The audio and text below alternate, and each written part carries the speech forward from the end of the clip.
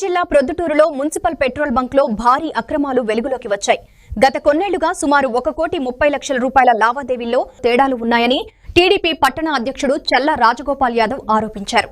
TDP కార్యాలయంలో జరిగిన media సమావేశంలో ఆయన మాట్లాడుతూ, ఇంత పెద్ద అక్రమాలు బయటపడినా మున్సిపల్ వైస్ చైర్మన్ బంగారెడ్డి సహా వైసీపీ నేతలు నిశ్శబ్దంగా ఉండటం మరింత అనుమానాలకు తావిస్తోందని విమర్శించారు. పన్ను చెల్లించే ప్రజల డబ్బుతో జరిగిన అవినీతిపై వారు సమాధానం చెప్పాలని డిమాండ్ చేశారు. ప్రజల సమస్యలు పక్కన పెట్టి పదవి, డబ్బు రాజకీయాలే వైసీపీ నేతల అసలు లక్ష్యమని విమర్శించారు. రాబోయే మున్సిపల్ ఎన్నికల్లో ప్రజలు వైసీపీకి తగిన గుణపాఠం చెప్తారని మురళి హెచ్చరించారు. టౌన్ ప్రెసిడెంట్ అయిన తర్వాత నేను పెట్టబోయే ఫస్ట్ ప్రెస్ మీట్ ఇది. ఈ ప్రెస్ మీట్ గల ముఖ్య కారణం ఏమిరా అంటే కదా, 3 టౌన్ పోలీస్ స్టేషన్ పక్కన మున్సిపల్ పెట్రోల్ బంకు నడుస్తూ ఉంది. మున్సిపల్ పెట్రోల్ బంకు దాదాపు 22 ఆ టైం నుంచి 21 కరోనా 22 ఆ టైం నుంచి నడుస్తూ ఉంది. వైసీపీ హయాంలో పెట్రోల్ బంకు కట్టినారు, ఆ టైం నుంచి పెట్రోల్ బంకు నడుస్తుంది. పెట్రోల్ బంకు నడుస్తుంది, అన్ని బాగానే నడుస్తున్నాయి.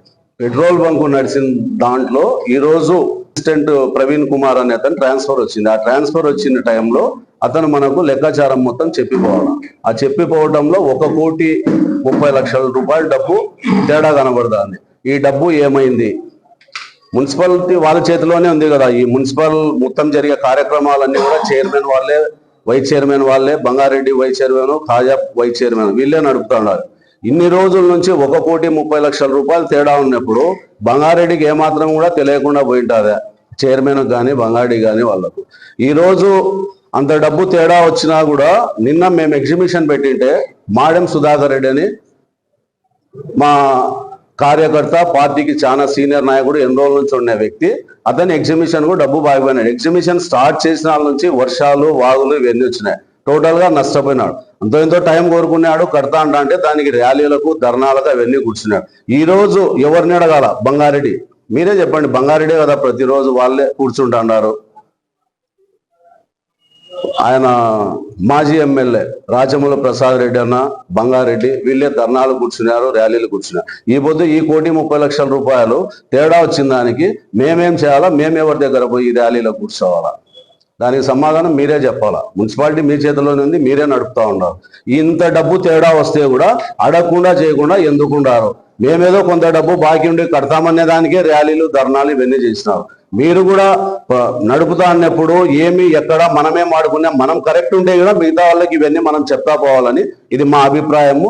మేము అనుకుంటా ఉంటాము ఇది చాలా తప్పు. బంగారెడ్డి, నువ్వు దీనికి లెక్కాచారాలు చెప్పాలా. కాలంలో బంగారెడ్డి గారు ఎక్కడ చూసినా ప్రమాణాలు అని మీ పత్రికా విలేకరులకు ఎక్కడ కానొచ్చినా చెప్తాడు. బసుమురళి ఒక పంచాయతీలో 20 లక్షల డబ్బు తీసుకున్నాడు, ప్రమాణానికి రమ్మను, మేము సిద్ధంగా ఉన్నాం.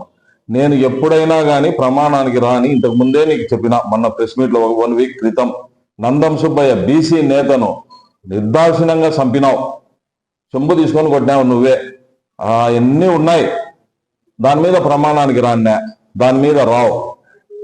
మళ్ళా నన్ను పట్టుకొని ఆ పంచాయతీలో డబ్బు తీసుకున్నాడు అని నా మీద దుష్ప్రచారం చేస్తాం, లేనిపోని దుష్ప్రచారం. ఇప్పుడు కానీ మళ్ళా నీకు పత్రికాముఖంగా చెప్తాడా, ప్రింట్ అండ్ ఎలక్ట్రానిక్ మీడియా ముఖంగా ఎప్పుడైనా ప్రమాణానికి నేను సిద్ధం. కాణిపాకమే నాకు బస్సుగానే ఉంది, బస్సులోనే ప్రెస్ అందరినీ పిలుచుకొని పోతా, నేను రెడీ. నందం సుబ్బయ్యని చంపినావా లేదా చెప్పు. దాని మీద ప్రెస్ మీట్ పెట్టావు.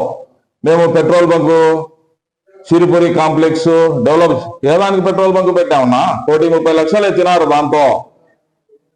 దానికోసం పెట్టుకున్నావు, నీ కడుపు నింపేదానికి పెట్టుకున్నావు. సిరిపురి కాంప్లెక్స్ ఎవరు తిన్నది? సిరిపురి కాంప్లెక్స్ పేరుకు మున్సిపాలిటీ, నీ అనునాయులకే, నీ మనుషులకే ఇచ్చుకున్నావు.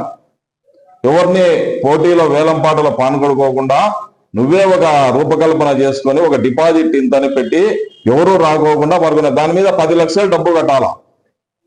కట్టినావా? కట్టించినారా దాన్ని?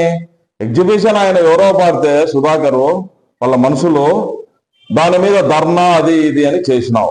ఇప్పుడు ఈ డబ్బు ఎవరు కట్టాలనా? ఇతడి కట్టినా? ఎప్పుడైనా బంగారెడ్డి ఇప్పటికైనా మంచి ఆలోచన చేయి. దేవుడు అనేటోడు పైన చూస్తా ఉంటాడు. నీ బుద్ధులు ఫస్ట్ మార్చుకో.